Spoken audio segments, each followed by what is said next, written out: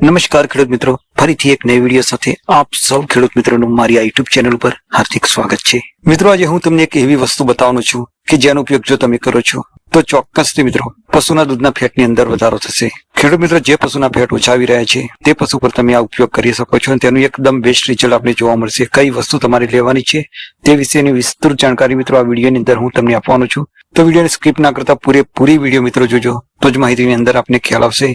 Channel પર નવા છો, ચેનલને સબસ્ક્રાઇબ કરવાનું ના ભૂલતા। વિડીયો પસંદ આવે છે તો વિડીયોને એક લાઇક પણ જરૂરથી કરી દેજો। તો ચાલો મિત્રો વિડીયોની શરૂઆત કરીએ છીએ। મિત્રો, આજે હું તમને જે વસ્તુ બતાવવાનું છું તેનો ફક્ત ને ફક્ત તમારે એક જ મુઠ્ઠી જેટલો ઉપયોગ કરવાનો છે, એટલે કે મિત્રો 20 થી 25 ગ્રામ જેટલો જ તમારે ઉપયોગ કરવાનો છે, જેનાથી મિત્રો તમારે પશુના દૂધના ફેટની અંદર અને એની સાથે સાથે તેના SNF માં પણ સુધારો તમને જોવા મળશે।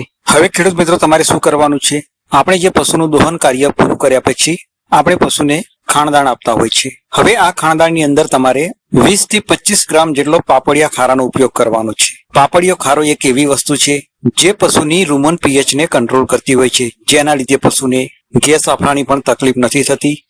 જે પણ ખોરાક પશુ લે છે તેને સારી એવી રીતે તે પચાવી શકતું હોય છે અને તેની સાથે સાથે પશુના દૂધના ફેટની અંદર અને તેના SNF ની અંદર પણ તમને ઘણો એવો ફેરફાર જોવા મળશે। એટલા માટે જ્યારે પણ ખેડૂત મિત્રો પશુને તમે જે ખાણદાણ આપો છો તેની અંદર તમે 20 થી 25 ગ્રામ જેટલો પાપડિયા ખારાનો ઉપયોગ કરો।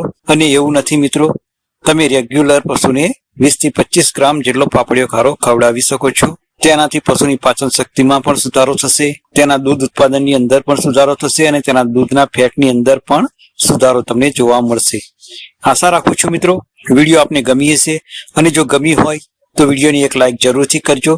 ચેનલ પર નવા છો અને હજુ સુધી આપણી આ યુટ્યુબ ચેનલને સબસ્ક્રાઇબ નથી કરી તો સબસ્ક્રાઇબ જરૂરથી કરી લેજો। તો મિત્રો, મળીએ છીએ કોઈ નવી વિડીયો સાથે, ત્યાં સુધી જય હિન્દ, વંદે માતરમ।